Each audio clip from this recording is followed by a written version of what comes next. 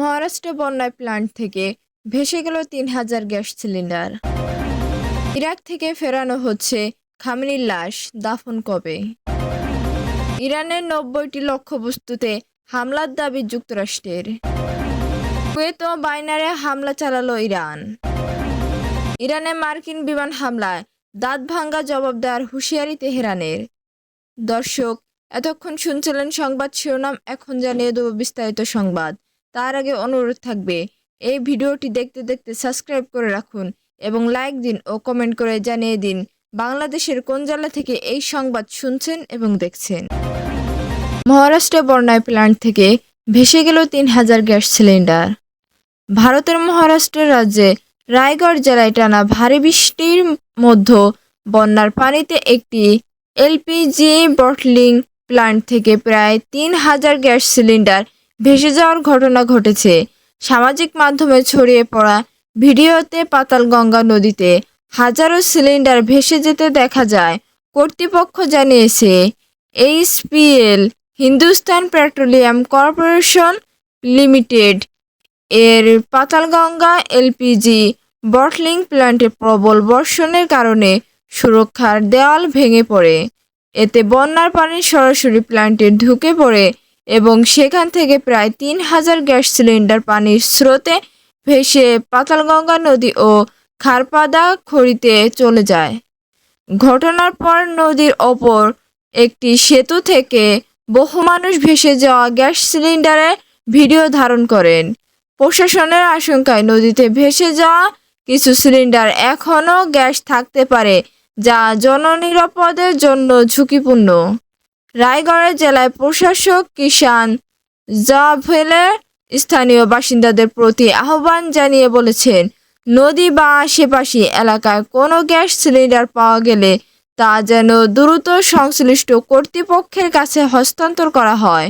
এজন্য এইচপিএল এর কার্যালয় নিকটস্থ এইচপিসিএল ডিলার খালাপুর তহসিল অফিস, সংশ্লিষ্ট তহসিল অফিস অথবা উপবিভাগীয় কর্মকর্তার কার্যালয়ে সিলিন্ডার জমা দেওয়ার ব্যবস্থা রাখা হয়েছে।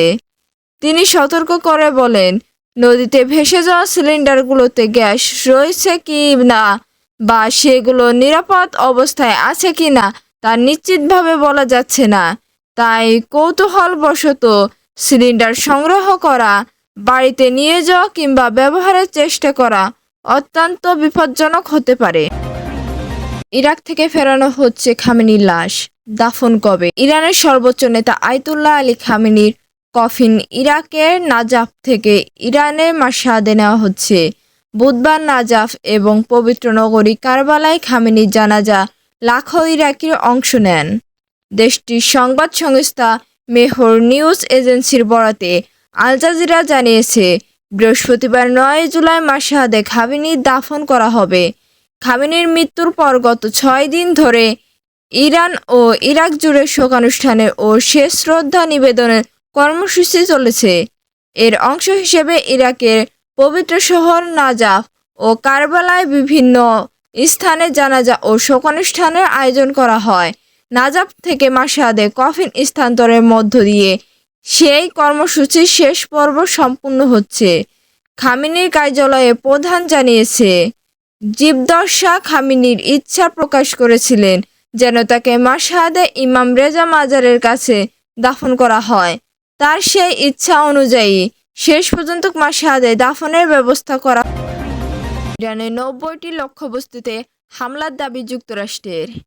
ইরানের নতুন দফায় প্রায় ৯০টি সামরিক লক্ষ্যবস্তুতে হামলা চালানোর দাবি করেছে যুক্তরাষ্ট্র।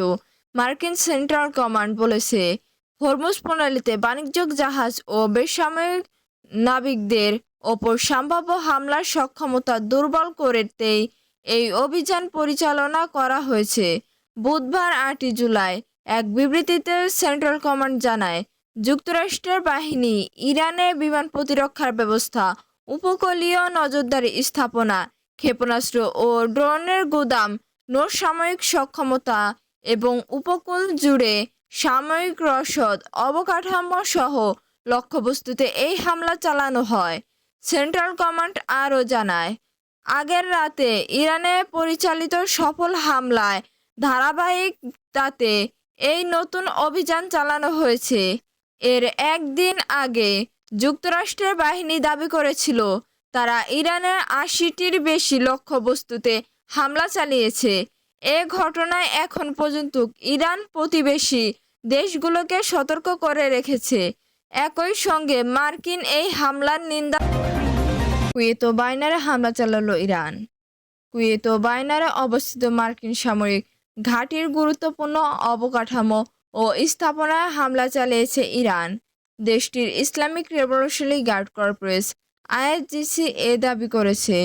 খবর আল জাজিরা রাষ্ট্রীয় সম্প্রচার মাধ্যম আইআরআইবিতে প্রচারিত এক বিবৃতিতে আইআরজিসি জানায়, যুক্তরাষ্ট্রের সাম্প্রতিক হামলার জবাবে শাস্তিমূলক প্রতিক্রিয়া প্রথম ধাপে তাদের নৌ ও মহাকাশ বাহিনী যৌথভাবে ক্ষেপণাস্ত্র ও ড্রোন হামলা চালিয়েছে। আইআরজিসির দাবি অনুযায়ী হামলার লক্ষ্য ছিল কুয়েতে ক্যাম্প আরিফজান ও আলী আল সালেম ঘাঁটি, সেই সঙ্গে বায়নারে, জুফায়ে ও শেখ ইসার সামরিক ঘাঁটিতে হামলার দাবি করেছে তারা। এদিকে যুক্তরাষ্ট্রের প্রেসিডেন্ট ডোনাল্ড ট্রাম্পের হুমকির পরই মার্কিন বাহিনীর হামলায় ইরানের ৮ সেনা নিহত হয়েছেন। দক্ষিণ ইরানে যুক্তরাষ্ট্রের হামলার পর এই হতাহতের ঘটনা ঘটে। বুধবার ৮ জুলাই ভোরে এই হামলার ঘটনা ঘটে বলে নিশ্চিত করেছে দেশটির রাষ্ট্রীয় বার্তা সংস্থা ইরান। প্রতিবেদনে বলা হয়েছে, বন্দর আব্বাস ও বুশেহরে যুক্তরাষ্ট্রের হামলায় নিহতরা ছিলেন ইরানের বিমান ও নৌবাহিনীর সদস্য। ইরানে মার্কিন বিমান হামলায় দাঁতভাঙ্গা জবাব দেওয়ার হুঁশিয়ারি তেহরানের। কৌশলগতভাবে গুরুত্বপূর্ণ হরমুজ প্রণালীতে বাণিজ্যিক জাহাজের নিরাপত্তা নিশ্চিত করার লক্ষ্যে ইরানের দ্বিতীয় রাতের মতো বড় ধরনের বিমান হামলা শুরু করেছে মার্কিন সামরিক বাহিনী। যুক্তরাষ্ট্রের প্রেসিডেন্ট ডোনাল্ড ট্রাম্পের সরাসরি নির্দেশে মার্কিন সেন্ট্রাল কমান্ড এই অতিরিক্ত সামরিক অভিযান পরিচালনা করেছে। সেন্ট্রাল কমান্ড জানিয়েছে, হরমুজ প্রণালীতে আন্তর্জাতিক নৌ চলাচলের স্বাধীনতাকে হুমকির মুখে ফেলার জন্য ইরানের যে সামরিক সক্ষমতা রয়েছে তা গুঁড়িয়ে দিতে এই হামলা চালানো হচ্ছে। প্রেসিডেন্ট ডোনাল্ড ট্রাম্প সামাজিক যোগাযোগ মাধ্যমে এই অভিযানে সত্যতা নিশ্চিত করে বলেছে, আগের দিন ইরানের পক্ষ থেকে বাণিজ্যিক জাহাজে যে বোমা হামলা চালানো হয়েছিল এটি তারই পাল্টা জবাব। ট্রাম্প সতর্ক করে দিয়ে বলেন, ইরান যদি আবারও জাহাজে হামলা চালায় তবে মার্কিন সামরিক বাহিনীর পক্ষ থেকে পরিস্থিতি আরও ভয়াবহ করে তোলা হবে। মার্কিন vice president JD Vance Washington এক সংবাদ ব্রিফিংয়ে ইরানকে কঠোর হুঁশিয়ারি দিয়ে বলেছেন, ইরান যদি হরমুজ প্রণালী বন্ধ করার কোনো চেষ্টা করে তবে মার্কিন সামরিক বাহিনী তার কঠোর সামরিক জবাব দেবে। জেডি ভ্যান্স সাফ জানান, আগের চুক্তি অনুযায়ী ইরান জাহাজে হামলা বন্ধ করলে যুক্তরাষ্ট্র অবরোধ তুলে নিত, কিন্তু ইরান সেই নিয়ম অমান্য করায় মার্কিন বাহিনী আরও তীব্রভাবে পাল্টা আঘাত হানবে। এদিকে মার্কিন হামলার পর ইরানের পক্ষ থেকে অত্যন্ত তীব্র প্রতিক্রিয়া জানানো হয়েছে। ইরানের রাষ্ট্রীয় টেলিভিশন জানিয়েছে, দক্ষিণ উপকূলীয় বন্দর নগরী বন্দর আব্বাসে অত্যন্ত 8টি শক্তিশালী বিস্ফোরণের শব্দ শোনা গেছে।